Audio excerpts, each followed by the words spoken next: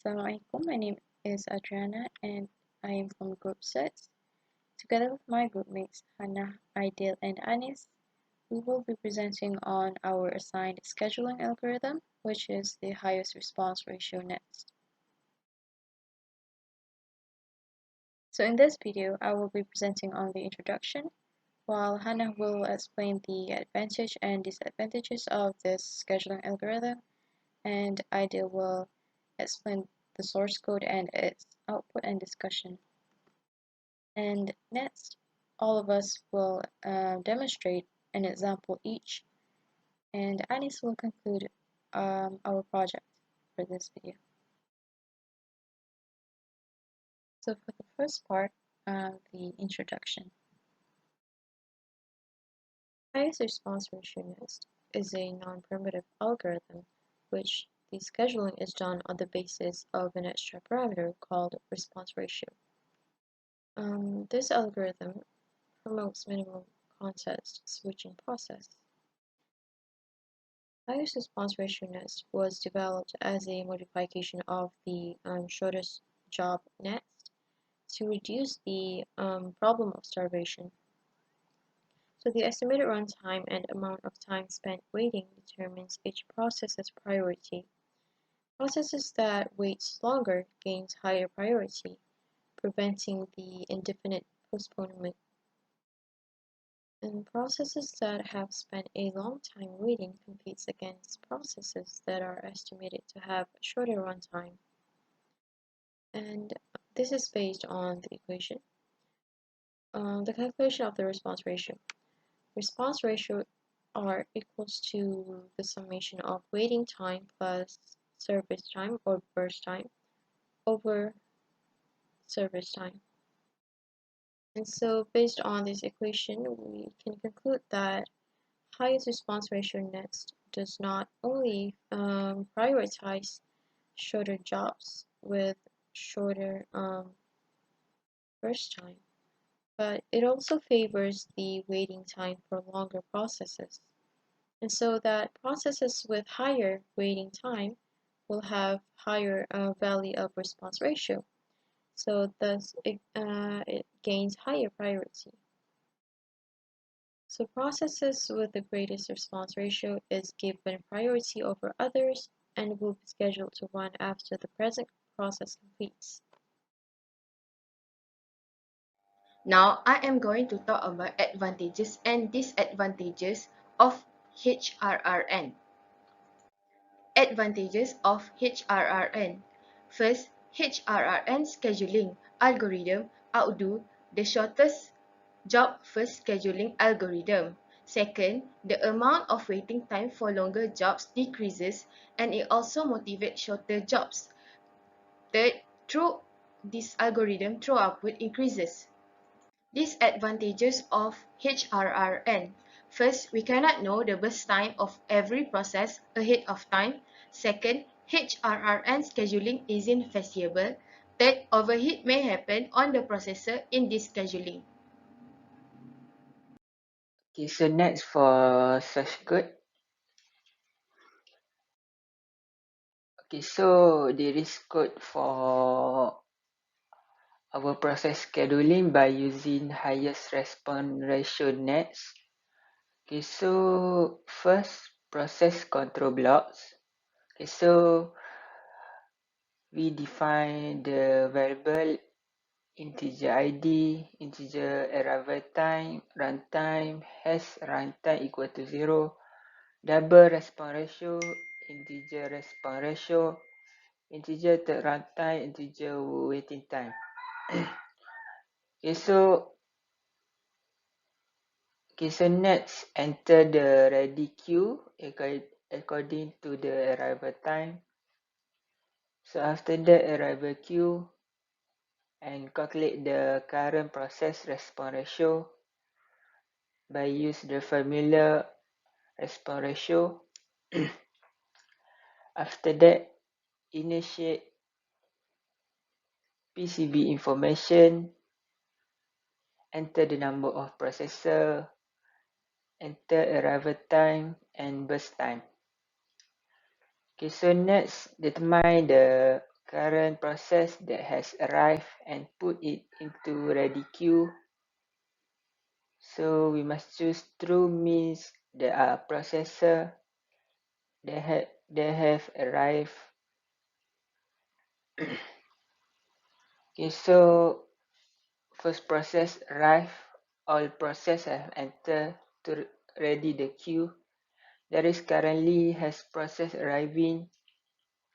So calculate the response ratio of the currently arriving process, enter ready queue and wait to run. So last no process has arrived, so break. And then return flag. Okay, so now the process enter the processor to run. If the process end, it return true. Okay, so after that, we will calculate and print the process and response ratio in the queue, in the ready queue, and then process running and running, and we define the ready queue and sort according to the response to the ratio of the response.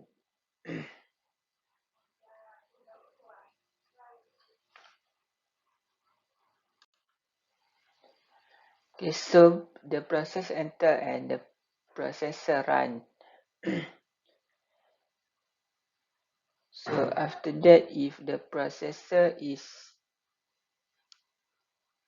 idle, so get out of the ready queue. The ready queue is empty, which means that the processor is idle. Processor waiting, go to the next round. So get out of ready queue and run the processor. After running, the process has end.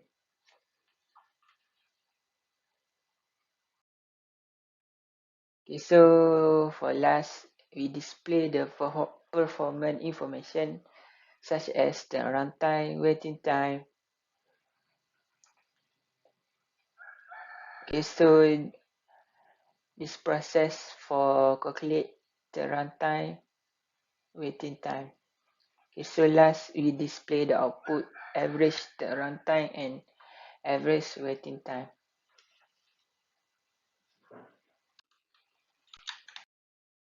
Okay, so next output and discussion. Okay, so there is the output that we get after we put enter number of processor equal to 5 and we enter the data, enter arrival time and burst time. So for process 1, we enter 0 and for burst time 3. After that, process 2, arrival time 2, burst time 6. For process 3, 4, 4, for process 4, 6, 5, for process 5, 8, 2. After that, the processor start to run. So processor running. Okay, so for the first processor, choose process 1. After that,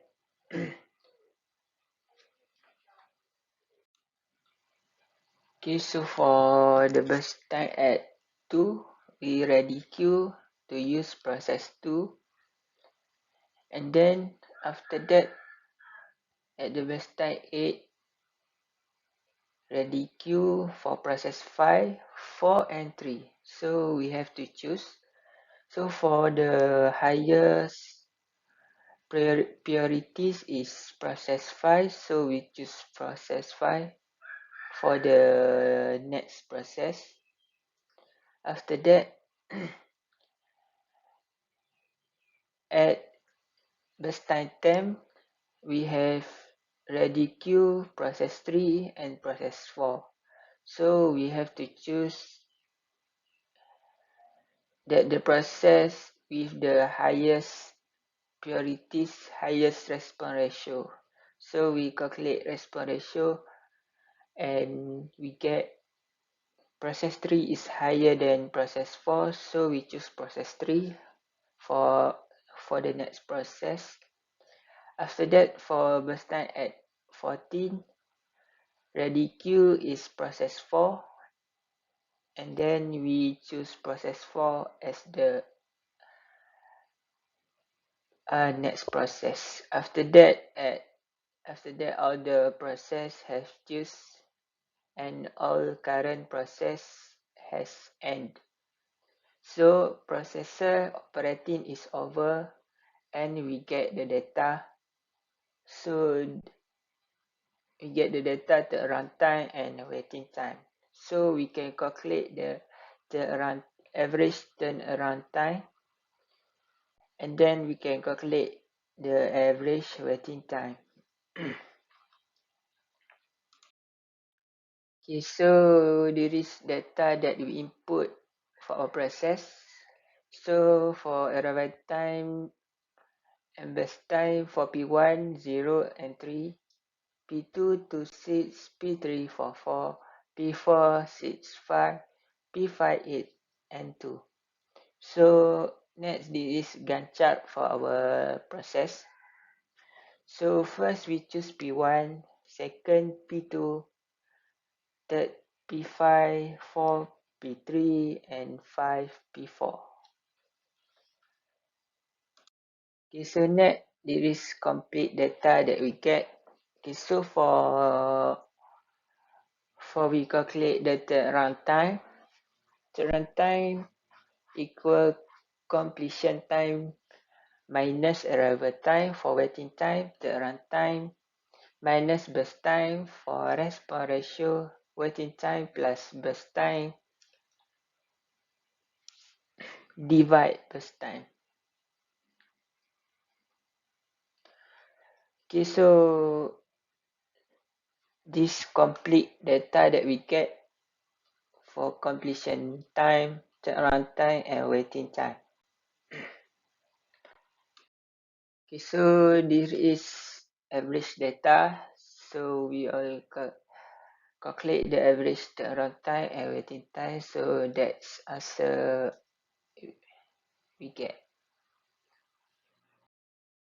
Here I want to talk about the conclusion of highest respiration next, HRRN. So here we go to look the conclusion. So as a conclusion, we will assign one scheduling algorithm in Java. We were able to get a deeper understanding on the concept of algorithm in Java and how to implement them in codings like this. So we also help each other to fully understand the coding, and we give our undivided attention to ensure that every member knowing more details about HRRN, highest respiration net.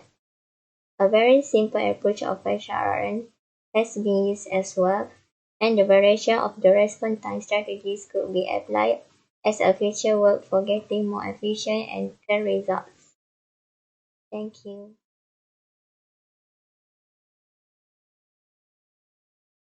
There are 6 processes, so I'm gonna insert 6. Process 1, arrival time is 0, burst time is 4. Process 2, arrival time is 1, burst time is 5. Process 3, arrival time is 2, burst time is 2.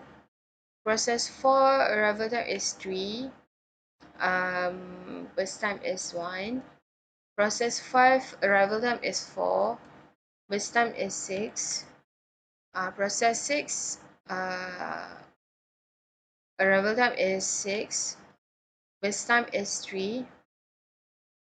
Turnaround time 4, 11, 5, 2, 14 and 15.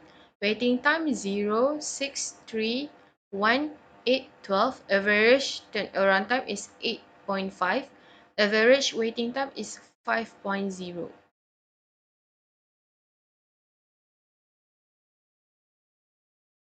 Okay, so for example 1, there are 6 processes. P1 with arrival time 0, burst time 4. P2 arrival time 1, burst time 5. P3 arrival time 2 and burst time 2. P4 arrival time 3, burst time 1. P5 arrival time 4, burst time 6. P6 arrival time 6, burst time 3. So this is the Gantt chart that I have gain from running the code on NetBeans P1, P4, P3, P2, P5, and P6. Okay, this is the complete data that I have gained after running the code on NetBeans. Process 1, P1 completion time 4, turnaround time 4, waiting time is 0, P2 completion time is 9, turnaround time is 11, waiting time is 6, P3 completion time is 14, turnaround time is 5, waiting time is 3, P4 completion time is 21, turnaround time is 2, waiting time is 1, P5 completion time is 20, turnaround time is 14, waiting time is 8, P6 completion time is 12, turnaround time is 15, waiting time is 12. Okay, this is average data. Average turnaround time is 8.5. Average waiting time is 5.0 units. Okay, next for example 2. Okay, so this code for we try the example 2, so let's rerun. Okay, so enter the number of processor, we put 5. Okay, so for processor 1 arrival time we put 0, for burst time 2. Okay, so for process 2 6, 4, process 3 3, 1, process 4 5 6, process 5 3 3. Okay, so the processor start to run. And then for the first, we choose processor 1. Okay, so for second and burst time 1, ready queue, and the process is idle. After that, we choose processor 3.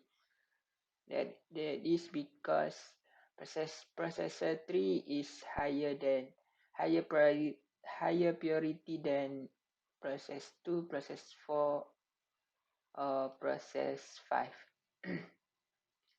And then for the burst time 3, ready queue, process 5. So we choose process 5 because process 5 has highest priority than process 2 and process 4. After that, for the burst time 6, ready queue, between process 2 and process 4. So we must calculate the response ratio, and then we must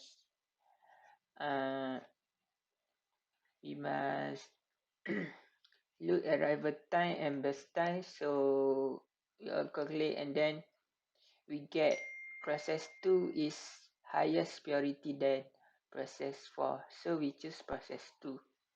So after that, for burst time 10, ready queue, process 4. So we choose process 4 for the next process. And then after that, all the current processes has end. Processor operation is over, so we get the data. So this is for the runtime and this is for waiting time. So we can calculate average turnaround time and then average waiting time.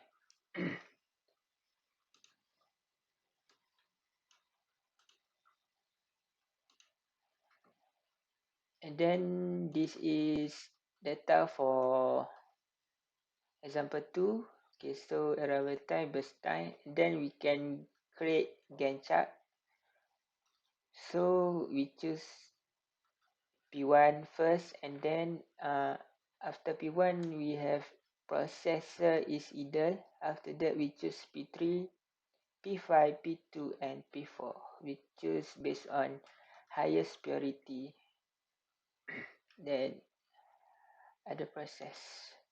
After that, there is complete data. So we have all the data for completion time, turnaround time, and waiting time. Okay, so we can calculate the average of data. So for average turnaround time, we get 4.8 unique. For average waiting time, we get 1.6 unique. Next, I will demonstrate example 3 with 4 processes, and I will explain how highest response ratio next will select its processes for execution. So for this example, we have 4 processes with its respective arrival time and burst time value, and I will insert this data into our coding.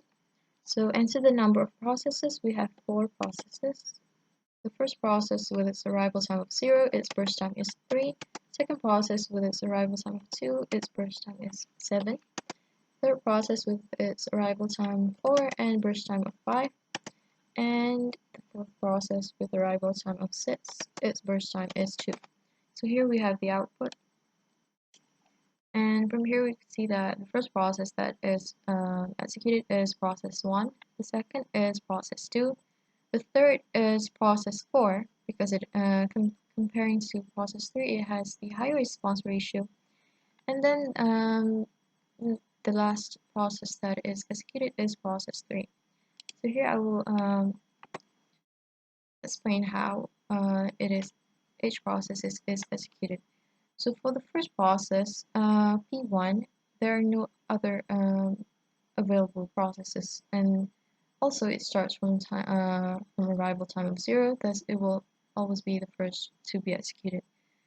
And its burst time is 3, so its completion time is for process 1 is 3. Next, process that will be executed after process 1 is process 2 because there are no other processes that are available at the same time. So process 2 will be executed from time 3 plus its burst time 7 equals to 10, so its completion time is 10. And so from here we would have to determine the response ratio for process 3 and 4 to determine which process has the higher priority. And the high priority will be scheduled first. So the high priority is based on the response ratio, which is the higher value for response ratio.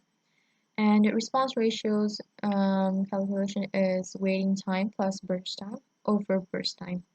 So here we have the calculation for response ratio process 3 and 4, where the waiting time at the moment is 10 minus 4 for process 3, so equals to 6. 6 is the process 3's waiting time, plus process 3 burst time is 5 over 5, so its response ratio is 2.2. Next, for process 4, we have the current time, 10 minus 6 equals to 4, so its waiting time for process 4 is 4 plus 2 over 2, so we have the response ratio for process 4 is 3. And so to compare the response ratio between these two processes, it is obvious that process 4 has the higher value, and thus it is the higher priority to be scheduled first. And the time that is scheduled is from 10 to 12 because 10 plus 2 is 12 plus its burst time. And so we have no other processes to be executed except for process 3, and thus it will be executed last. So the process 3 will be executed from time 12 plus its burst time 5, so its completion time is 17. So this is the complete Gantt chart for this process. Next, so here we have the complete data where we calculated the turnaround time and waiting time and its response ratio from the previous Gantt chart. So the turnaround time is completion time minus arrival time, and the waiting time is the turnaround time minus burst time. So this data is the same as the one that we have here. From the coding, the turnaround time for the first process is 3, and second process is 8, and third process is 13, and fourth process is 6.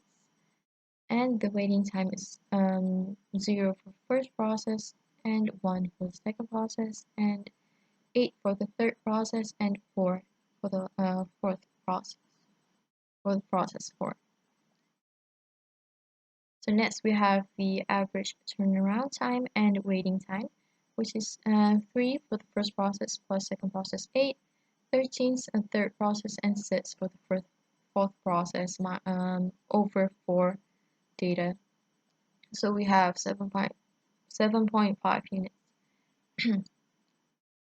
And next is the average waiting time, which is 0 plus 1 plus 8 plus 4 is equals to 13 over 4. And so we have 3.25 units. That is exactly the same value as the ones that we have here in our coding, which is average turnaround time of 7.5 and average waiting time of 3.25. That is all from me. Thank you. And this is our list of references.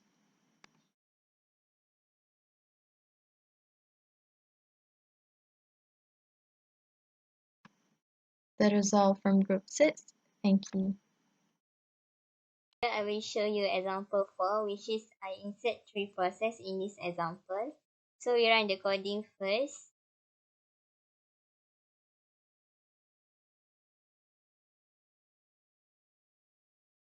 So here the number of process we insert is 3. And then there is arrival time and burst time for every process, which is process 1 is 2 and 6.